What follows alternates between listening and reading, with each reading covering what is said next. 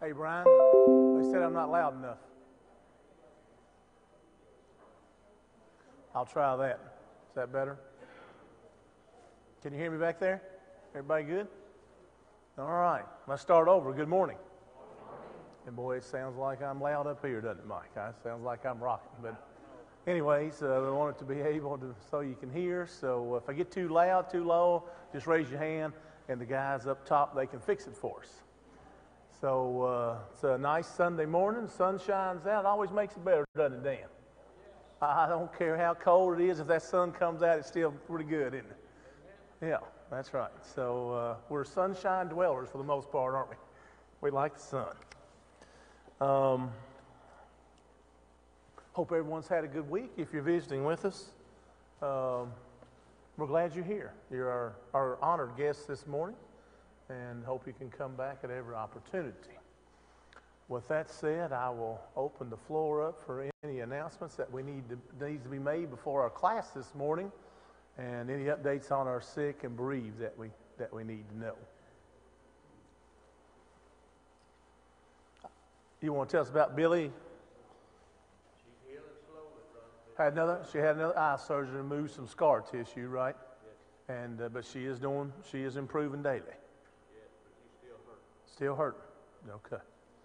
All right, Miss Billy Call. So that's how many eye surgeries that make her now? Just 2. Is it 2? In 3 weeks. 2 in 3 weeks. That's plenty, isn't it? That's enough. I understand. Who else? Miss Cockrell? Miss Judy? Yeah. Gail had surgery Friday, and she's home. She's doing okay. She's just sore. Gail Tipton had surgery Friday, but she's home and doing okay, improving? Well, she's doing okay. Okay. Right now, this morning, she wasn't feeling good. She's doing better. Okay. All right. And you're having a PET scan tomorrow, right? All right. And Gladys Judd is at home. I know it says that she may work at the nursing home, but she's at home. Okay. Yes. And I always want to say Gladys Vice. But anyway, Miss Gladys. She is home. Who else? Yes, sir. Marlene, she is at home and she is slowly improving. And Mr. Will said he's been a good nurse since she had her procedure. So, have you cooked any potato soup yet, Mr. Wills? Have you made her any potato soup yet?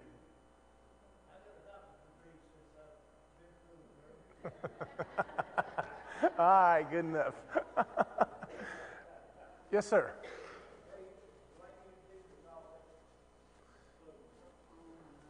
Say that again. Now, I know that Paige, Delaney, and Deidre. Gage, Delaney, and Deidre is all home with the flu. And getting better? You been out there staying with them? Oh, is he? Okay. I was just playing. I didn't think that.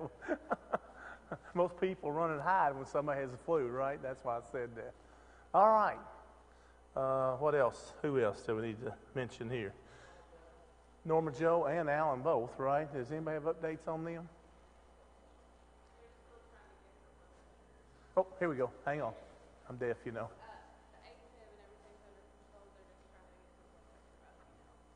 Okay, so the AFib is under control for Norma. They're trying to get her blood pressure up.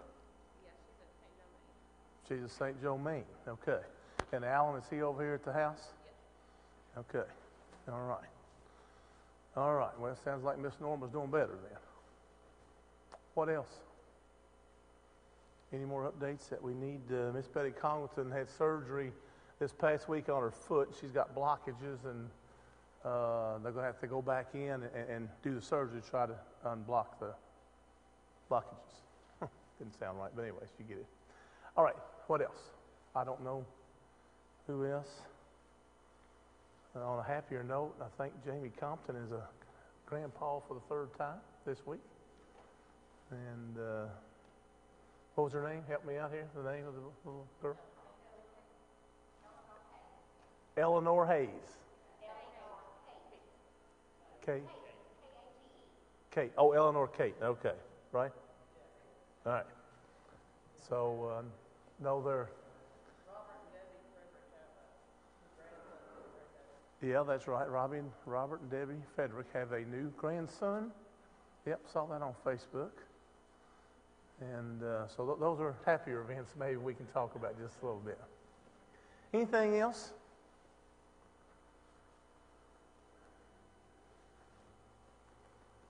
Mike, would you say a prayer, please? Father in heaven, we're again thankful for today. Thankful for the beauty of it. We're thankful for the sunshine and the blessing.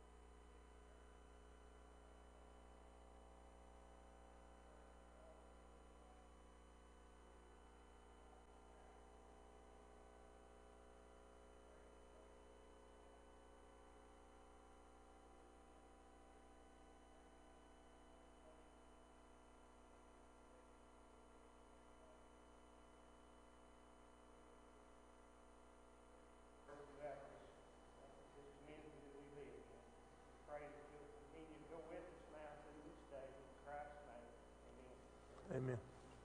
Thank you, Mike. I forgot to mention Glenn Maple. Did he have his knee surgery? I think you did on Friday, I think Friday. Friday. Okay. I hadn't heard nothing. I wasn't making on Thursday, but they kept telling me it's Friday. So Right. it's Friday. Okay, but he did have it then. Okay. So is anybody have an update on him? I haven't heard. Okay. All right, good enough. Let's get started here then. Last week we finished up the miracles of Jesus, and we started on Joshua. And what I had planned on, not last week, I was out of town last weekend, but what I intended on doing the final month here was to do a large overview of Joshua. But that would be doing the book of Joshua in justice to try to take a large overview in 3 weeks. So I'm not going to do that. I'm just going to stick with the lesson plan here. And, I got this week and next week, and then if someone, who's next? Jerry Carmichael. Brother Carmichael's next in here. So he's probably already got something planned. I don't know, but what is it? The minor prophets is what Jerry's going to be talking about, not starting the 1st of December. So I'm not going to do the book of Joshua in justice here because it's such a good book and such a good example.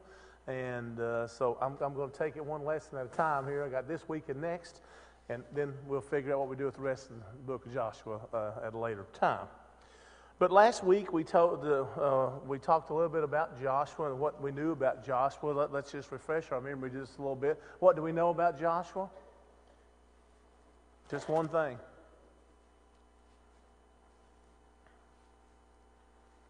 Did we forget about Joshua? He was what? Brought back a favorable report when they went in and spied out the land of Canaan. That's right. He was one of the spies, brought back a favorable report. One of two, right, that brought back a favorable report. And said, yes, we can do this. What else we know about Joshua? He took over after Moses. He started leading the children after Moses. Right after the death of Moses, he took over. He was in full command, but he was also Moses' what? Assistant, right? For all those years that he was Moses' assistant. What else we know about Joshua? What do we know about the man himself? Good guy? Faithful. Yeah, absolutely. And probably the greatest lesson that we can take away from Joshua, the man himself, was truly how much he trusted in God and how faithful he was. And because as we get into this, so the next 2 weeks a little bit, you're going to find out that he really, really had to have that trust and that faith in God. The people that he was leading, the Israelites, what kind of people had they been for the past 40 years? Were they always obedient? Were they always obedient people? No, they wasn't, right? And they never complained, right?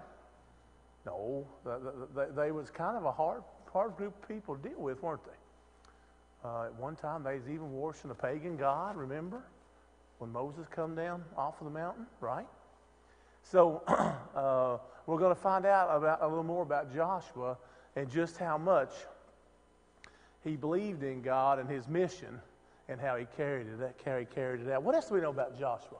The last time, week before last, when I was teaching, we found out that Joshua was also a good military man, wasn't he? Good strategist. And he was certainly a great leader, wasn't he? And, how many people did the Israelites, how many people was in the group, the Israelites?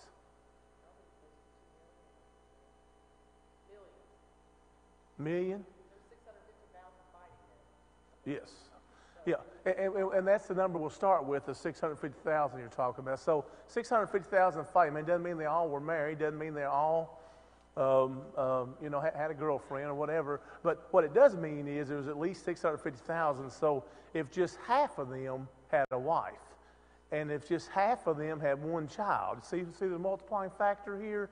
So it's easy to come to the conclusion that there was really at least 2 million people here, okay?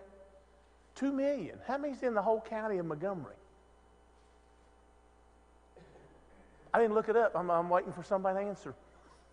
2,000? How much?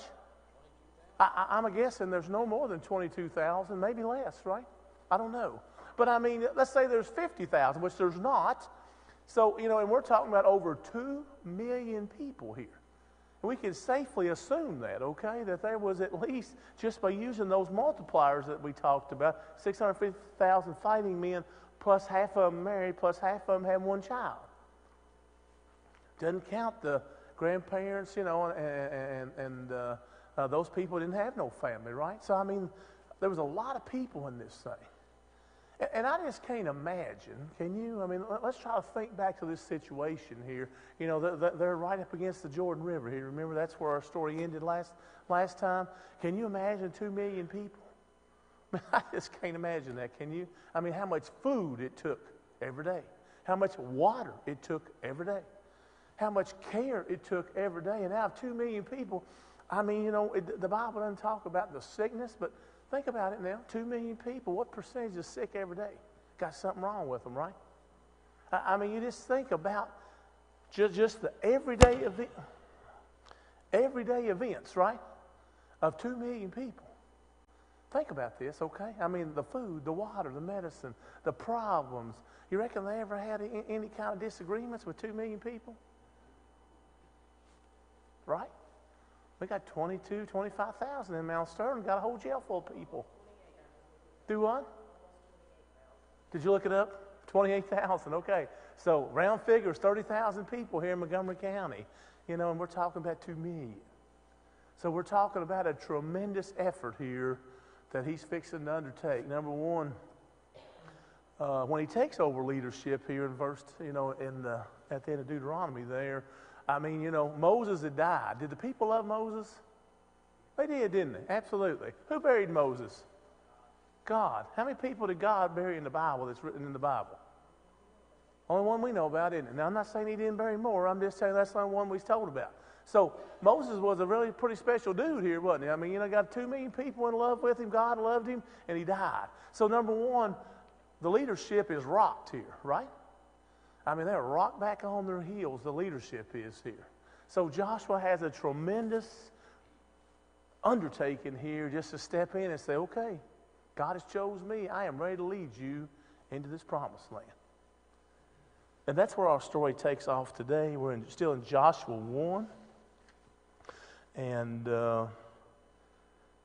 we actually ended in verse 9 last time, according to where I got marked here.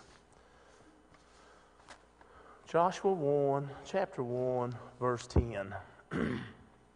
So Joshua ordered the officers. Now God has already spoke to Joshua, okay? So now Joshua, now he's going to assume his command here. So Joshua ordered the officers of the people, go through the camp and tell the people, get your supplies ready. 3 days from now you will cross the Jordan here to go in and take possession of the land the Lord your God has given you for your own. Now, here, he's a leader, right? So he stepped up here. He said, okay, this is what God wants me to do. Now I am conveying to you. We're going to leave in 3 days and we're going to cross the Jordan. What do we know about the Jordan River? What do we know about it? Is it like crossing Hingston down here? Would it have been that simple to cross the Hingston Creek down here? The Jordan River? No. The Jordan River is a full river. And once again, we're talking about tremendous faith here. And we'll talk about that just a little more. But just keep in mind that he is telling them right now, guess what? Excuse me. We are going to cross the Jordan River. Now, how many people is excited about that? Might drown, right? So immediately, he's already told the people here, he said, we're going to do something that's impossible without dying. That's how he starts. If you're one of those 2 million, you happy? You excited about crossing the Jordan River with this guy? Right? You know. What is that old saying Brother Everett Dawson said 30, 40 years ago when he was preaching a lesson? He said, everybody wants to go to heaven. He said, now, everybody wants to go to heaven? And everybody, yeah.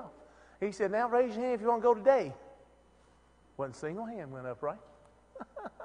And it's true. We just don't understand, you know, the magnitude of can't fully wrap our minds around leaving here, our family, and going to heaven. So, and that was his point that day. But I never forgot it. It's been a long time ago. Anyways, in verse 12 he says, but to the Reubenites, the Gadites, and the half tribe of Manasseh, Joshua said, remember the command that Moses, the servant of the Lord, gave you. So they've already been given land on the east side of the Jordan. They didn't cross over, okay?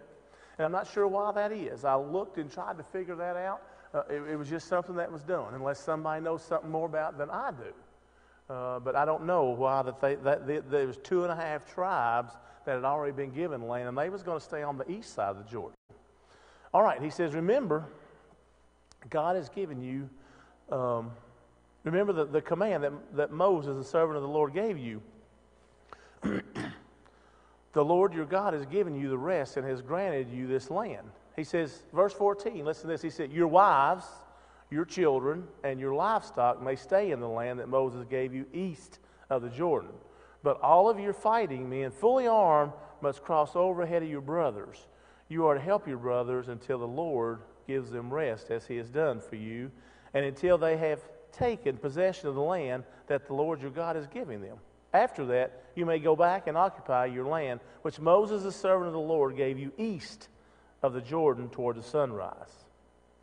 Now, interesting that there was this much verbiage given to these three tribes, right? You know, he went on to explain why this was going to happen. That the women and the children and the livestock could stay, but they were commanded to go fight with everybody else. And this is what he said here in verse 16. It says, then they answered Joshua, whatever you have commanded us, we will do. We're off to a good start, right? Whatever you want us to do, we're going to do. We're in. We're all in. We're ready to roll. You know, we're going to hit that Jordan River. Maybe we're going to swim or ride alligators or whales or whatever we got to do. But that's what he's telling them. He said, we're going to do it because this is what you have told us to do. And he says, just, verse 17, just as we fully obeyed Moses, so we will obey you. Now, I got a little problem with that. Just as we fully obeyed Moses, that's a stretch, you think? Did the people always obey Moses? No, they didn't, did they? So that's a little stretch on their part, isn't it? You know, but it is a compliment to Joshua because he says, whatever we're going to do, we're all in once again. So he says, we will obey you. Only may the Lord your God be with you as he was with Moses. Now, that's definitely a true statement, right? You know, the people said, just like God was with Moses, that he'll be with you also. And there is no doubt that is a true statement. Verse 18 says, whoever rebels against your word and does not obey your words, whatever you may command them, will be put to death. Only be strong and courageous. Okay. Pretty serious talk there, isn't it? He says, whoever don't obey you, we'll just stone them or kill them. They're out. And so we feel like that they're all in, right? And we know this story. We know how this goes. And when they cross over into Jordan, is when we talk about this in a few minutes, and they go into Jericho, it goes great, right? But the next time that they go into battle, doesn't go so great. Anyways, so and we'll get to that. But it doesn't go so great because once again, they disobeyed. Believe it or not, the Israelites, they disobeyed, right? So anyways, we will get to that as our story continues. All right. So at this point, he has spoken to the people, and they are all on board. They are ready to roll, right? And then they speak back to Joshua, and they tell him, said, yes, sir, we're going to obey you just like we did Moses. Like I said, it's a little stretch.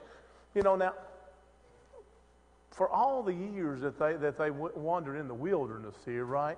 And we know about the times that they disobeyed, the times that they complained. But if you sit down and try to figure out, what was listed on there, and all the days that they were on with Moses, the list of disobedience was short versus probably the days they obeyed. Okay, so don't hear me and say that these were always people that disobeyed all the time, because they were not.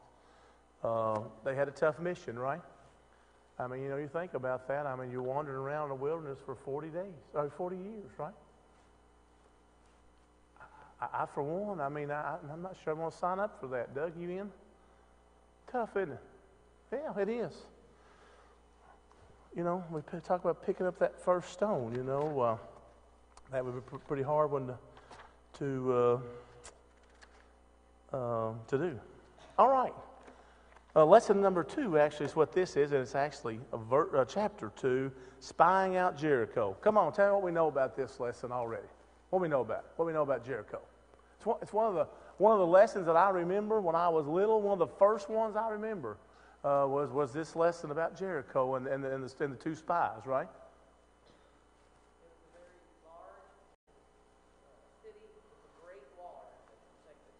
Yes. And if you study more, they had a good army too. Wasn't a great army, but a good army Jericho had. What was the land like? Does anybody remember what the land was like? I mean, as you remember? I mean, what kind of prosperity lied on the other side of the Jordan? What was it? Yeah, the land of what? What did it say? Milk and honey, right? Yeah. Now, here's what's funny about that, guys. I mean, I'm an agriculture guy, so when you look at that region today, there is no doubt that it has changed, okay? Because when you look at the land over there, it is mainly desert. And even today, I just chose Iran, and Alan just came in, and he sent me a map, and I do thank him for that. And I put what it looked like then, and the map he sent me is what it looks like today, and I left my thumb drive on my desk at work. So that's why it's not up there today. But I will, Lord willing, remember to bring it next week so that we can see what this country looks like. But, we'll use Iraq and Iran. What do we know about those 2 countries today? Do we know it as the land of milk and honey and great fertile soils and raising all kinds of crops and animals? Is that how we know that region? No, we don't, do we? So it's mostly desert. It's hot. But at that time, no doubt, that's what the Bible says, that land was different, right? Because it was a good land, right? It had to be different at the time. All right, let's start reading in chapter 2 here. What do we know about Rahab? We're going to read about her right now. What do we know about her? Good lady? Church-going lady? She's a what? A harlot. What's a harlot?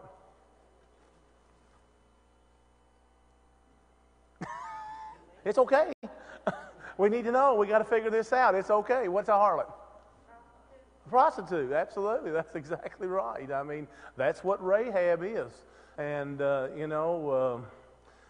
it is what it is, you know, and that's who they run into in chapter 2 here.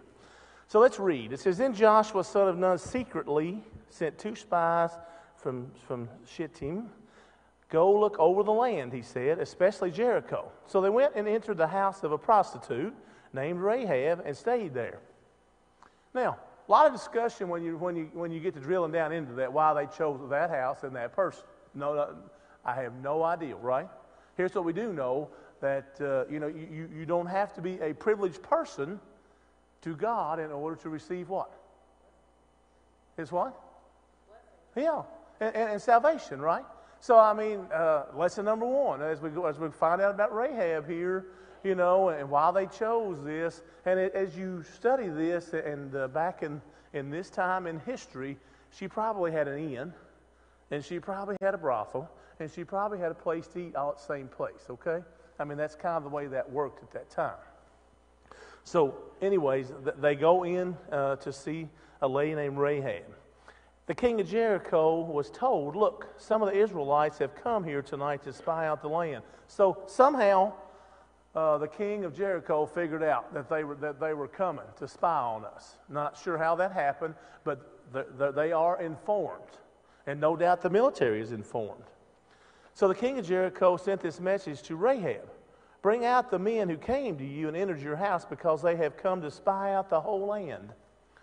All right, so now not only do they know that there's Israelites coming, that there's people in their land, but they also know that they are at Rahab's house. So this is known, that this is going on. So Rahab says, "Bring those guys out here."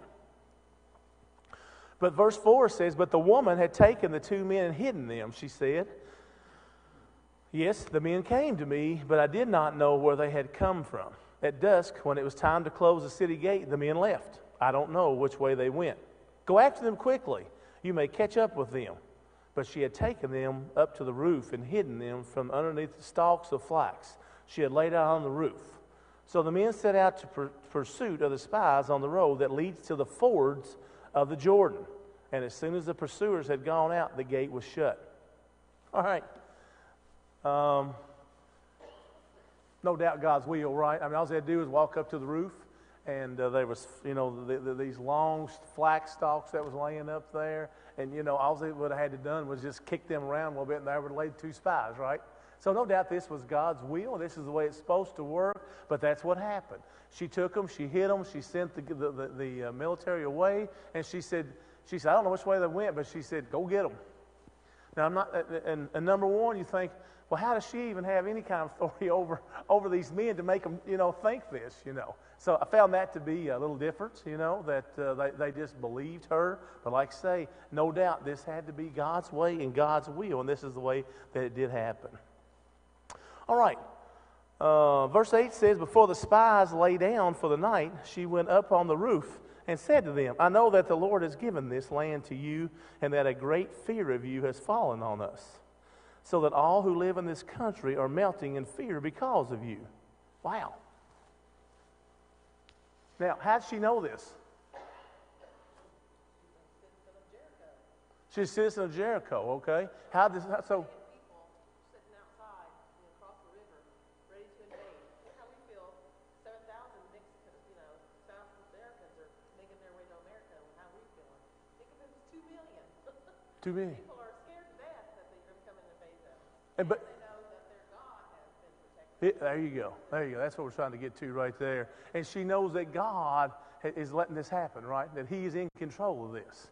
Now remember, she's a harlot, right? So she's probably not, wasn't in church the Sunday before this all came about. But she tells them this, right? She tells them this. She says,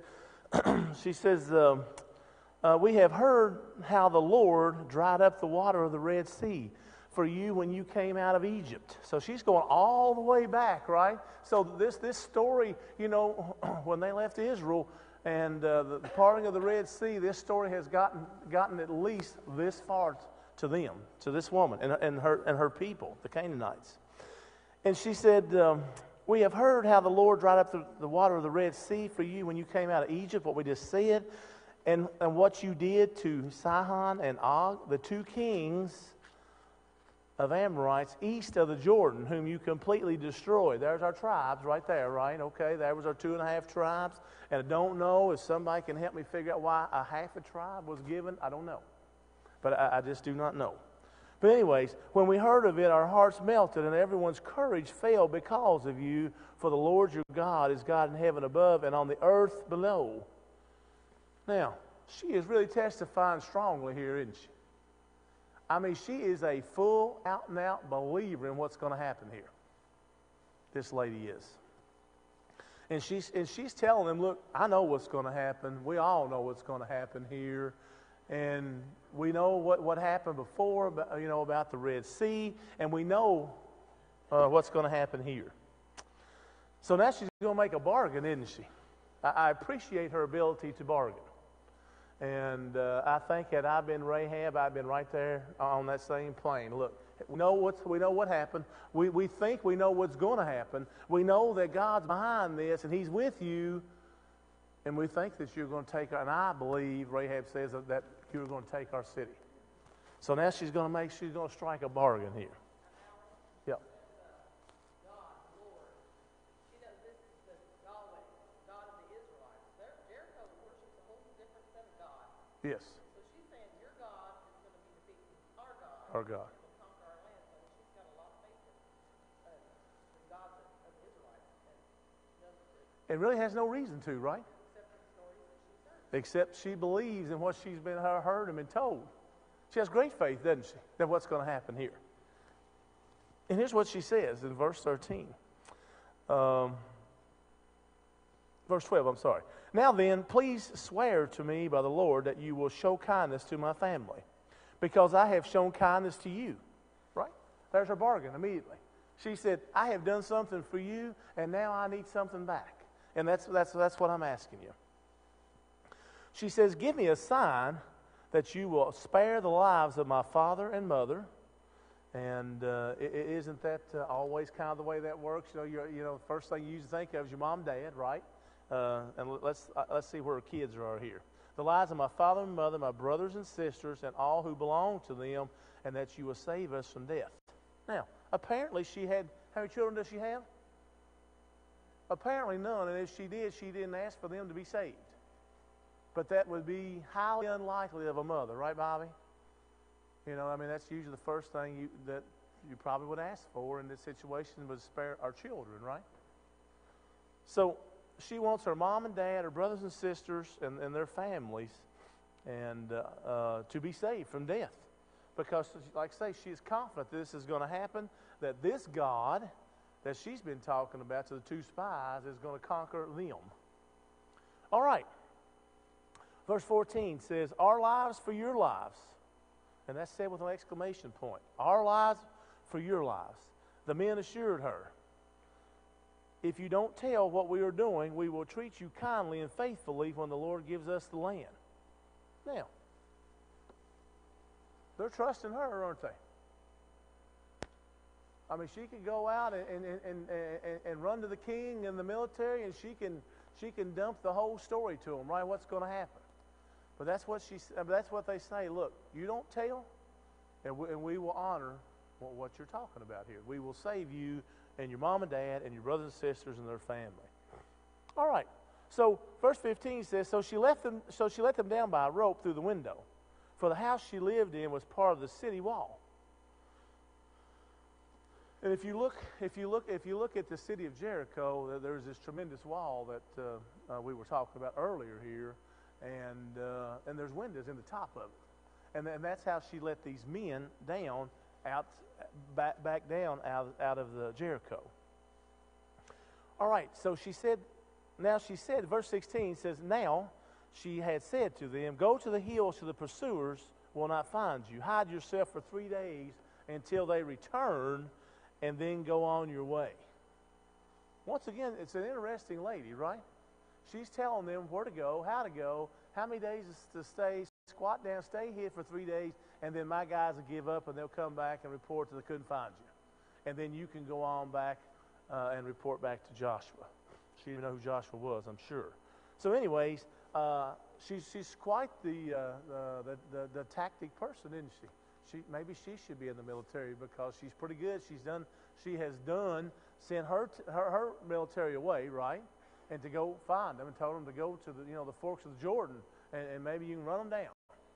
And now she's telling the two spies here, she says, look, she says, we're going to let you out the window. You're going to go to these hills. You're going to hunker down, stay here for 3 days. My guys will come back, report back, couldn't find you, and then you go. So she has quite the military mind herself, in my opinion, okay? Any comments or questions? It's a great story. Like I say, it's one of the first ones I can remember ever as a small child hearing at church with a picture and of the two men sliding down the rope. Okay. Verse 17 says, and the men said to her, this oath you made us swear will not be binding on us unless, when we enter the land, you have tied this scarlet cord in the window through which you let us down. And unless you have brought your father and mother, your brothers, and all your family into your house. If anyone goes outside your house into the street, his blood will be on his own head. We will not be responsible. As for anyone who is in the house with you, his blood will be on your head if a hand is laid on him. But if you tell what we are doing, we will be released from the oath you made us swear. Verse 21, agreed, she replied. Let it be as you say. So she sent them away, and they departed, and she tied the scarlet cord in the window. When they left, they went into the hills and stayed there 3 days, until the pursuers had searched all along the road and returned without finding them. Then the two men started back. They went down out of the hills, forded the river, and came to Joshua and told him everything that had happened to them. They said to Joshua, the Lord has surely given the whole land into your hands. All the people are melting in fear because of us. Now, a lot going on there, right? So he tells them, he says, here's the deal. We're going to agree to this, but here is the steps you must take. They better be inside your house. You better not tell nobody. And if they come outside, they're going to die, and that's going to be on you all, not us. Right? And that's what the two spies told her. And she said agreed. Let's go back to the beginning when we talked about her just a little bit here. We know what kind of person she is. She at least is a prostitute. It's what the Bible tells us. And maybe she's an innkeeper, and maybe she has a little restaurant type thing. But we really don't know nothing about a religious background at all, right? But are you amazed at her great faith she has in this? I am. Are you amazed at that? I mean, she's just bought into all this. And she says she is, and the reason that she has this great faith is because she says, I have heard this. She hadn't seen none of this, right? She hadn't seen none of this. But still yet she has that much faith that the Israelites are coming. They're going to take their city. Now remember, they got a good army, and they got a huge wall. And we got one rope to let all the soldiers up, right? I mean, that's what it sounds like to this point. Now, we all know the story's way different than that and how it turns out. But that's where we're at right now. Okay. So she agreed to this, and so the rest of this chapter, they do go up in the hills like she has instructed them, and they stayed there 3 days, and then they report back to Joshua, and they said, we can do this, right? We can do this. We can take Jericho. The whole city, all the people are scared to death. They know we're coming, and we can do this.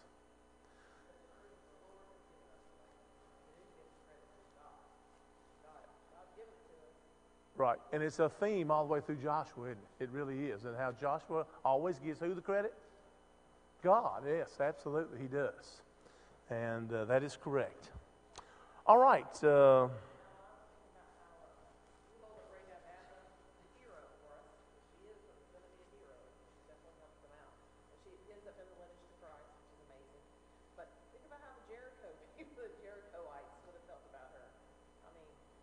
Absolutely. She was a traitor, I guess we would call it.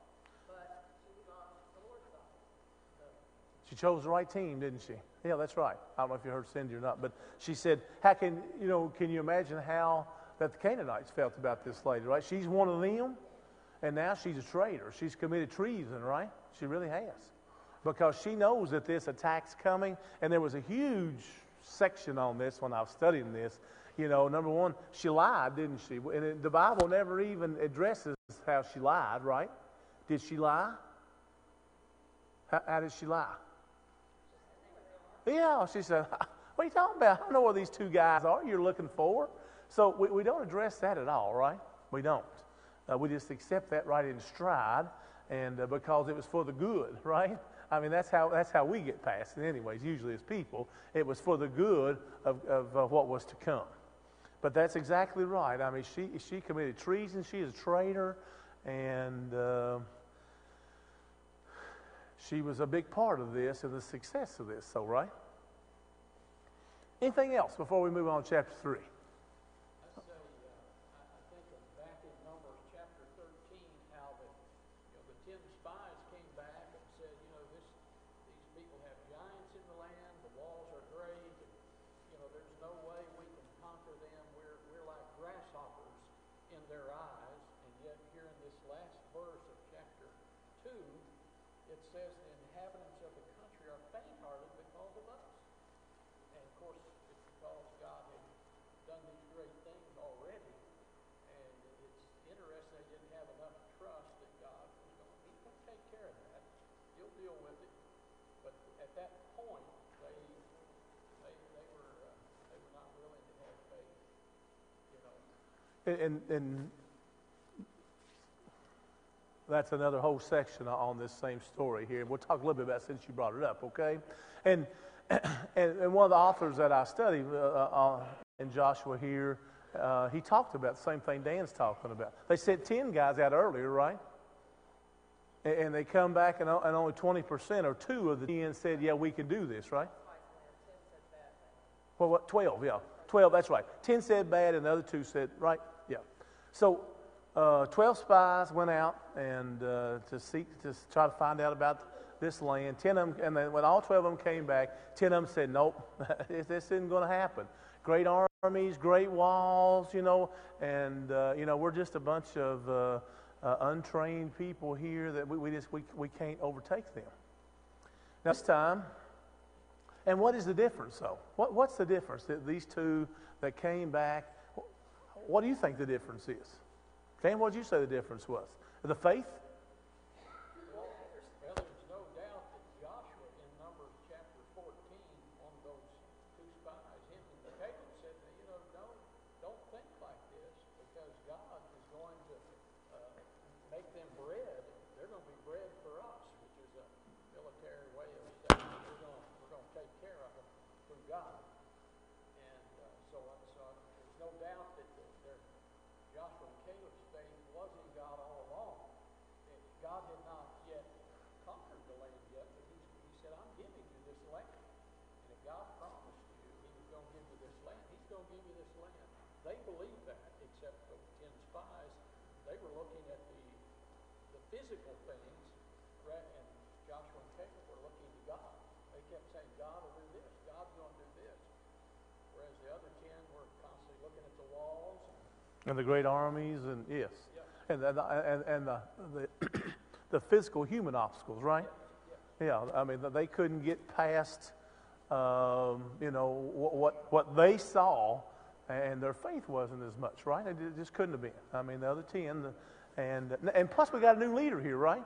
Joshua now is one of those 2 spies, right, that came back, and Joshua is the leader now.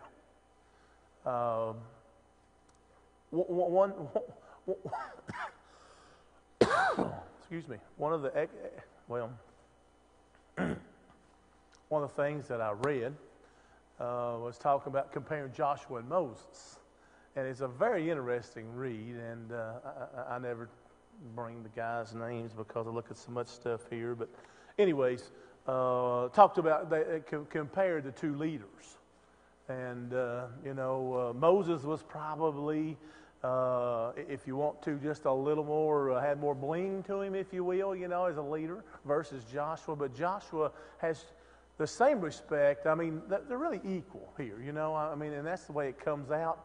Seems to me that Joshua and Moses are really on the same plane as their ability to lead people, and as we know. Any more comments?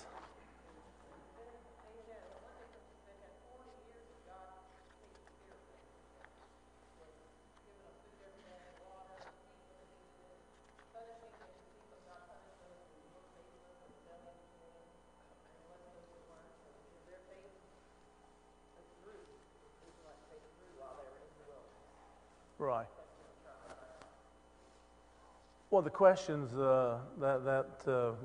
is in my book, and is a really good question, and I had to dwell on it a little bit and to come up with what I thought was right. It says, why do you think Joshua sent spies into Jericho?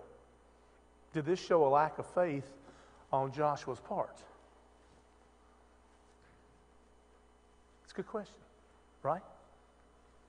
I mean, he could have immediately crossed. He's a military leader, right? So here's what I think the answer is to this. We're on a brand new mission here, right? We got a brand new leader, and he wants to do this a little slower. And he wants the people to, when the two spies come back, I mean, no doubt it was a great feeling. He says, they are scared to death of us. They are takeable, right? So, and that's why I believe that this was done. But I don't think it shows a lack of faith at all on Joshua's part, because as we continue to study Joshua, there was every single step of the way, Joshua shows tremendous faith in what God wants him to do. Yes? You already mentioned that Joshua was a great military leader. All military leaders, when they're going to attack, they need to know what's laying there waiting on them, what the terrain is, and everything. They needed somebody to go. Just the same as that happens today. Sure. Today we got drones that Yeah. do this. Right. We don't have to send spies. Right. World War II, all them beaches was looked at before we ever sent all them men in there on D-Day. Right. Right. Waiting on them. What's there waiting on them? What's there waiting on him? Absolutely. So, as a leader in the military, I mean, he wanted to know what might be, what lied ahead, right? Yes.